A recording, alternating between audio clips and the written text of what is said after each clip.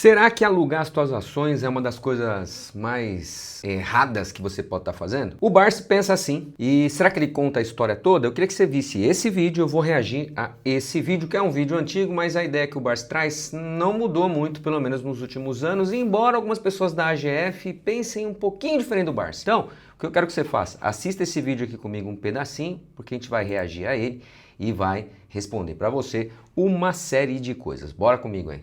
Barsi, a gente viu uma declaração também que o senhor critica muito a questão de aluguel de ações. Queria que você explicasse um pouco sobre o que é o aluguel de ações e o porquê isso é algo ruim para o mercado. Um país, quando ele opta por ter um mercado de valores, ele, claro, vai ter que ter uma bolsa de valor. Essa bolsa de valores, ela tem que disponibilizar um recinto. Nesse recinto se entreponham as forças de compra e venda. A única maneira que você tem de fazer com que o preço seja um preço real, seja você deixar as forças se degladiarem entre si.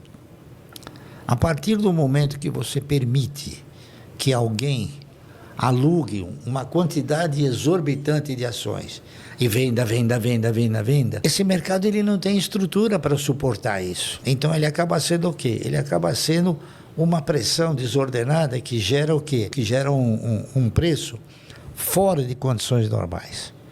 Tá certo? Então, a condição dos preços de todas as ações que são locadas, elas são irreais. Entendeu? Isso é uma coisa que a gente analisa. Então, eu digo o seguinte, a locação de ações, ela acaba se convertendo num estelionato. Por quê? Porque se você aluga uma casa, você não pode vender, porque se você vender, você está praticando um estelionato. Se você aluga um veículo, você também não pode vender, senão você estará praticando um estelionato. Da mesma maneira que se você alugar um equipamento industrial ou um equipamento agrícola, você também não pode vender. Se você vender, você está praticando um estelionato. Então, por que você pode vender uma ação? Por quê? Porque isso gera benefícios para o monopólio chamado Bolsa de Valores, B3. Bom, então basicamente é isso. A ideia do Barsi é que você acaba compactuando com um estelionato quando você deixa suas ações para alugar. E eu quero discutir isso aí, mas com base em artigo científico. Então eu vou dar aqui para você alguns slides, em que a gente vai discutir exatamente tudo isso que o Barsi falou. E a minha pergunta é a seguinte, então, quando a gente vai falar de aluguel de ações, então, quando o assunto é aluguel de ações, o Barsi tem pontos muito fortes e importantes. Mas será que ele está contando toda a história no aluguel de ações? Ou seja, alugar ação para vender pressiona mesmo a cotação para baixo? Isso prejudica de verdade o investidor? Isso que a gente vai discutir aqui. O pequeno investidor é quem mais sofre na prática? Será que é isso mesmo? Quem está montando posição, por exemplo? E a pergunta é, será que o Barsi está contando e está discutindo toda a história? É óbvio que eu respeito o Barsi, é óbvio que eu respeito a trajetória, mas eu respeito também o meu dinheiro, eu respeito também o que eu juntei a vida toda. Eu vou discutir isso com você nesse vídeo, acompanha só aqui, olha só.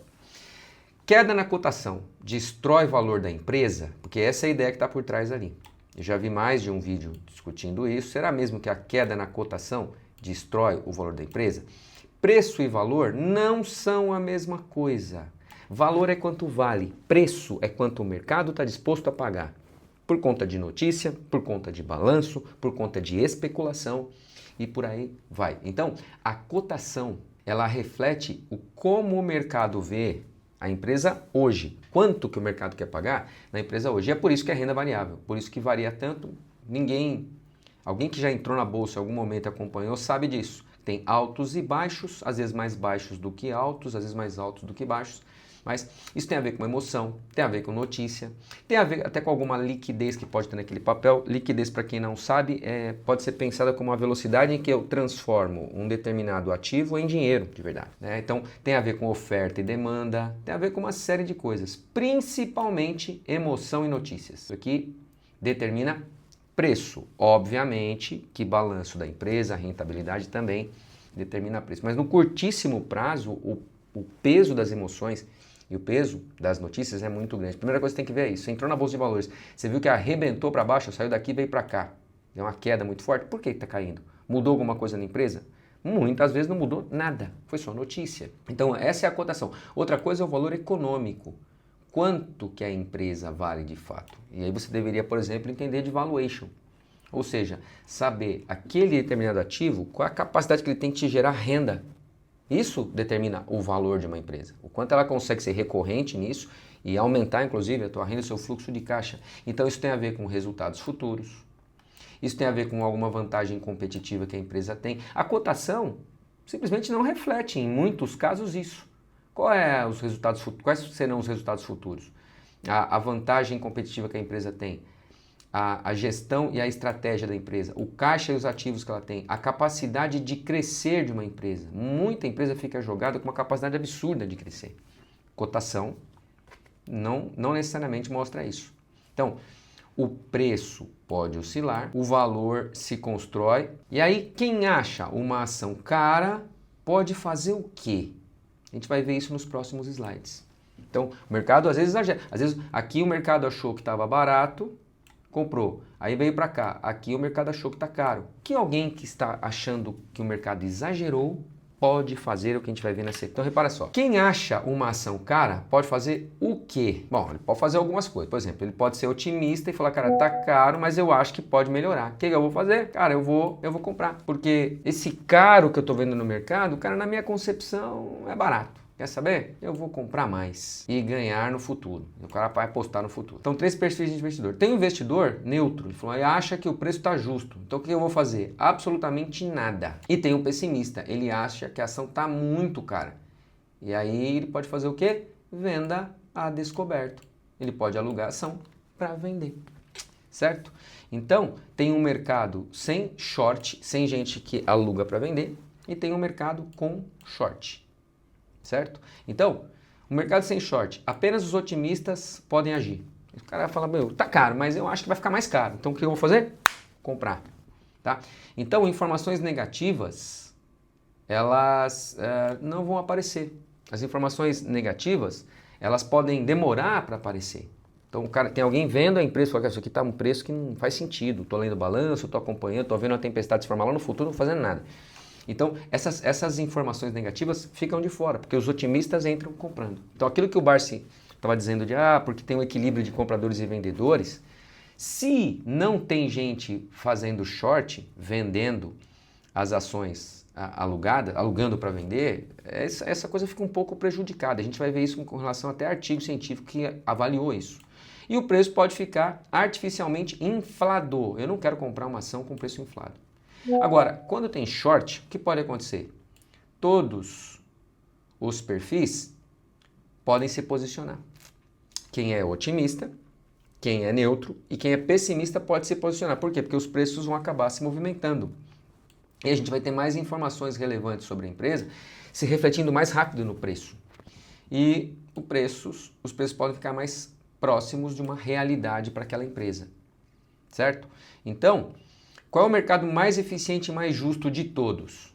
Na minha opinião, mas não é só a minha opinião, estou baseado em uns artigos que eu vou mostrar na sequência, vou mostrar um logo na sequência. Na minha opinião, o mercado que tem short. Então, aquele equilíbrio que o Barsi coloca entre vendedores e compradores, ele fica muito mais balanceado no mercado com short, com venda a descoberto de ações alugadas. Vamos ver se isso é verdade. Então, olha só. Proibir o short deixa o mercado justo? Essa é a ideia, porque essa é a defesa que foi feita no vídeo. Ele coloca uma série de coisas interessantes e importantes que a gente tem que considerar. Mas, vamos ver se isso é verdade. Ou seja, alguém testou essa hipótese. Tem mais de um artigo, tá? Então, eu peguei esse artigo aqui que é de 2000. Então, ele fala que quando existem pessoas fazendo short, alugando para vender, existe uma descoberta do preço mais correto para aquela empresa e isso acontece mais rapidamente. Então repara só aqui, ó, o que esse estudo mostrou? Ele analisou milhares de vendas a descoberto, milhares de vendas a descoberto. E o impacto imediato dessas vendas no preço das ações. Qual foi a principal conclusão do artigo? Os preços já refletem as vendas a descoberto em menos de 5 minutos. Olha que coisa interessante. Que quando alguém entra a vender, então o Blas falou isso, o cara começa a vender muito, ele vai mexer o preço, beleza? E isso pode acontecer em menos de 5 minutos. E o que isso significa? Que as informações negativas chegam mais rápido no preço. Isso é bom. Isso não é ruim. Impedir o short atrasa a descoberta da verdade. Então tem muita gente analisando balanço. Tem especulador? Óbvio que tem. Tem gente que manipula? Óbvio que tem. Mas eu não sei se isso invalida um papel importante que vender a descoberto traz para as ações. É isso que esse artigo defende.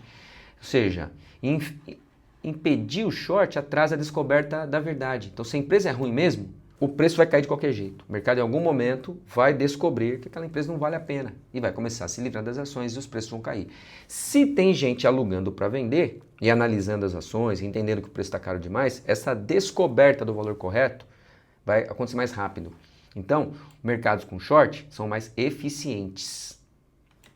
E é isso que acontece. Então, proibir o short pode parecer proteger o investidor, mas os dados mostram o contrário. Onde está isso, se você quiser ler? Está aqui, está nesse artigo.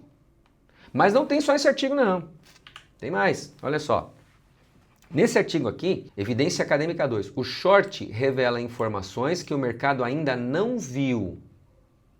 E aí o que eles fizeram aqui? Nesse estudo, eles analisaram posições vendidas em milhares de ações e comparou com resultados futuros e anúncio de lucros ou prejuízos. Então, o que eles estão dizendo aqui?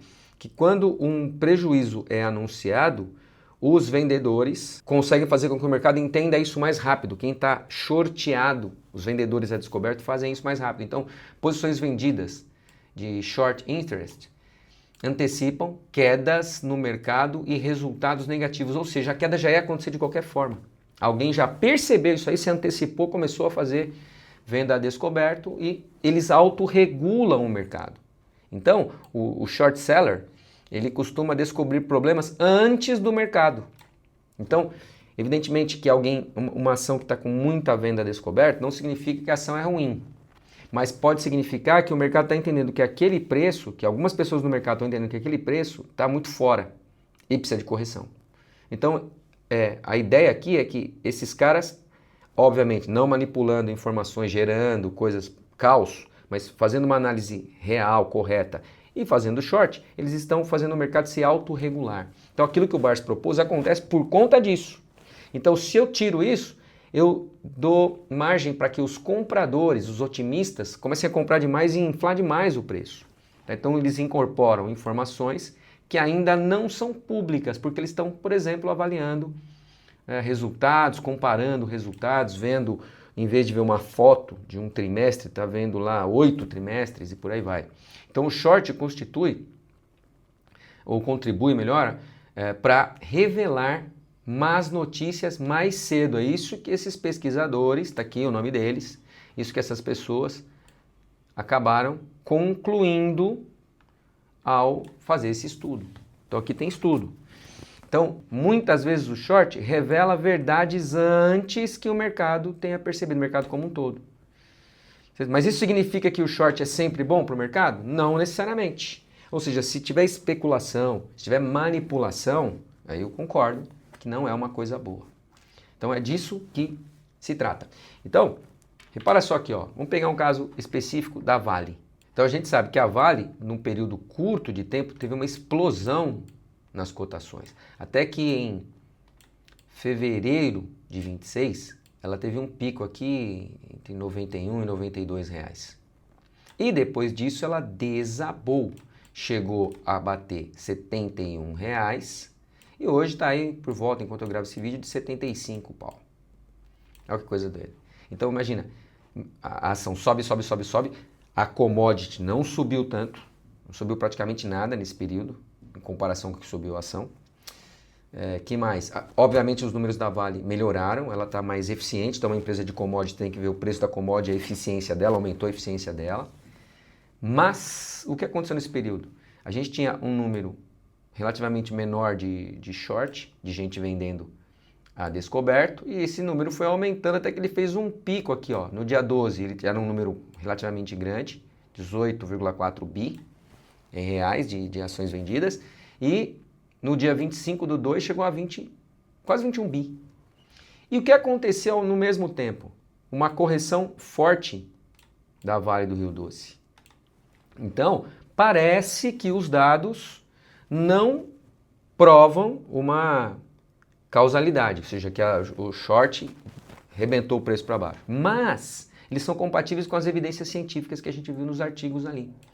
Então, parece que o mercado olhou e falou assim, cara, isso aqui está exagerado, não deveria custar tanto, vamos corrigir. E que lindo isso aqui, porque quem quer comprar mais ações vai adorar ver isso aí. Eu, por exemplo, gosto de ver uma ação fazer um pico, aí eu vendo call ao longo do caminho. No pico a gente nunca consegue vender, né? E aí o que acontece? A ação despenca e eu começo a lucrar na call. Então é óbvio que quem opera opções, opera vendido, calls vendidas, e quer comprar mais ação, não gosta de ver o preço explodir e só explodir, subir indefinidamente. A gente gosta de ver correções, porque eu consigo comprar mais ações e porque eu lucro na venda de call. Então, essa é a ideia. Depois de um pico absurdo, você vê uma correção bem significativa. Tá? Então, hoje, a ação está custando aí 75, que é muito menos do que os 91, 92 que ela bateu. E eu entendo que o aluguel de ações ajuda nisso. Ajuda a que as distorções de mercado, o otimismo exagerado no mercado seja corrigido. Então é óbvio que eu descarto e refuto veementemente manipulação, mentira, notícia para poder mexer o mercado, mas eu entendo que aquele equilíbrio de forças entre compradores e vendedores que o Barsi coloca faz sentido se o short é permitido. Então eu não entendo que a CVM virou as costas para o mercado, eu entendo que isso faz sentido. Agora, venda descoberto é manipulação? Então o que seria uma operação legítima? Então o cara faz uma análise e aí ele tem fundamento para falar, cara, está muito caro, vou vender a descoberto. Então eu entendo que isso é legítimo. Ou seja, que isso revela informações que talvez o mercado como um todo, porque as pessoas não analisam, porque as pessoas pegam diquinha, compra, assim, com diquinha, eu entendo que isso revela informações importantes. Aumenta a eficiência do mercado. A eficiência no quê? Em precificar corretamente uma ação. Dá liquidez para o mercado. O artigo discute isso. Por quê? Porque mais gente vendendo, mais contraponto, venda, compra. Tem cara que fala, pô, tá caindo demais, eu vou aproveitar para comprar porque esse preço tá bom. E aí começa a comprar. Então, entendo que a liquidez aumenta e o artigo fala disso. O que é manipulação? Espalhar informação falsa, sou contra. Combinação entre agentes, pessoas combinam para fazer isso, para derrubar ou subir o preço artificialmente. Veja que também tem gente que pode fazer o preço subir artificialmente. Criar momentos artificiais, então. E a falta de transparência, isso eu sou contra. Eu sou contra isso aí, mas eu sou a favor do aluguel de ações. E o Barsi tem alguns pontos importantes que ele defende. Então, a ação muito alugada vai cair? Não necessariamente. Tá? Não necessariamente. Uma ação muito alugada vai ter uma pressão de venda, mas se as pessoas entendem que aquela empresa é boa, eles vão comprar mais a bons preços. Inclusive, esse é um dos lemas do AGF, que é ficar com a boca do jacaré aberta. Quando o preço cai, a ação entra lá dentro, como o jacaré faz, né? Com um passarinho, alguma coisa, fecha a boca e pega. Então, nem sempre o motivo é o aluguel das ações para fazer a ação cair. Tá? Então, alguém pode estar fazendo hedge, alguém pode estar fazendo arbitragem, alguém está fazendo um long short, né? Alguém tá especulando, ok? Mas não necessariamente é o aluguel da ação que faz a ação cair. O que faz uma ação cair de verdade e ficar baixa é se ela está dando menos lucro. Se ela está dando mais lucro e o mercado entende e enxerga isso, o mercado vai pôr dinheiro. Então, eu não sei se a gente pode penalizar o aluguel desse jeito, principalmente com os dados que eu vejo nos artigos. Então, o aluguel elevado é um sinal, mas não é uma sentença. Então, a gente tem que investigar o motivo da queda, entender o contexto da queda. É óbvio que isso em small caps, em empresas pequenas, é muito mais importante do que em empresas grandes. Então, aí a gente vai avaliar um risco real. Então, alugar é ruim? Nem sempre. Mas o que isso pode significar para você, investidor, principalmente 50 a mais que está entrando aqui, está vendo esse monte de informação? Vale a pena alugar as ações? Olha, tem controvérsia a rodo, porque veja, existem benefícios por alugar ações? Sim, tem uma renda extra pequena, não é uma renda, mas é uma renda. Não é uma renda significativa, expressiva, mas é uma renda. Outra coisa, você faz um melhor uso das suas ações, por quê? Suas ações podem gerar retorno mesmo paradas na carteira, entre aspas. É um retorno pequeno. No ano passado acho que eu tive cerca de R$1.000 no ano inteiro.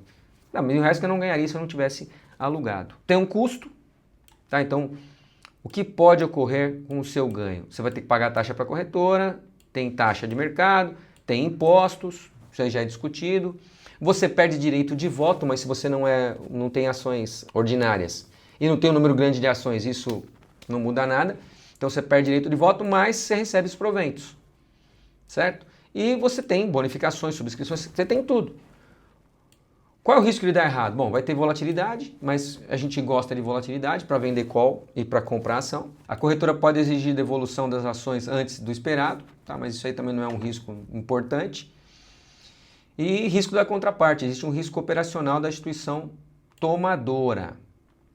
Mas veja, eu tenho alugado as minhas ações há algum tempo. Uma época eu fiquei sem alugar, justamente por causa desse vídeo que eu vi do Barsi. Depois eu entendi que fazia sentido alugar e eu nunca passei por esse risco da contraparte. Porque eu entendo que a B3 acaba fazendo a parte dela, tudo certinho. Eu nunca tive nenhum problema nem de receber dividendo, de nada. Tá? Então pode ser que faça sentido, desde que a gente avalie tudo isso que eu mostrei aqui. O Barsi está certo ou está errado? Bom, o Barsi tem razão, tá? Por quê? Porque o short pode pressionar os preços no curto prazo, mas se a ação for boa, o preço rebenta para cima de volta. Que a gente não quer, tá? Ver explodindo o preço em valores não reais. Né? Manipulação e abusos podem acontecer, tem que ser combatidos, o Barsi está certinho. Que a ciência mostra que a venda a descoberto antecipa informações para você descobrir o preço que aquela ação deveria custar mais rápido. Então eu gosto delas por conta disso. Nem ligo tanto para o ganho. Outra coisa, habilitando isso na minha corretora, eu consigo taxa zero. Então isso também me ajuda, ninguém falou disso. Os mercados com short são mais líquidos e mais eficientes. É isso que os artigos revelam. Conclusão equilibrada. Alugar ação não é o vilão, nem o mocinho. É só uma ferramenta. E talvez te ajude a comprar a ação que você queira mais barata. Talvez não, ajuda. Decisão deve ser baseada em informação e não em medo ou ideologia. Então o problema não é alugar ação. O problema é se tiver algum tipo de abuso, manipulação e coisas do tipo. E aí vai falar assim, mas tem manipulação, tem abuso. Então a gente não deveria nem estar na bolsa. Porque mesmo que você não alugue suas ações, você está comprando algo que é manipulado, que tem abuso. Então aí isso é material para um outro vídeo. Mas enfim, essa é a ideia aqui. Eu entendo que o aluguel de ações me ajuda como investidor dentro da tese que eu tenho. E o Barsi não discutiu ali tudo que poderia ser discutido sobre aluguel de ações, até porque esse nem era o objetivo do vídeo. Então aqui não é um vídeo contra o Barsi, mas é um vídeo para pegar o que um grande investidor fala e pensar para construir o nosso conhecimento. Se você gostou disso aqui, hype esse vídeo, compartilhe, mostre para as pessoas que isso é algo importante para saber para quem está dentro do mercado. E nos vemos no próximo vídeo.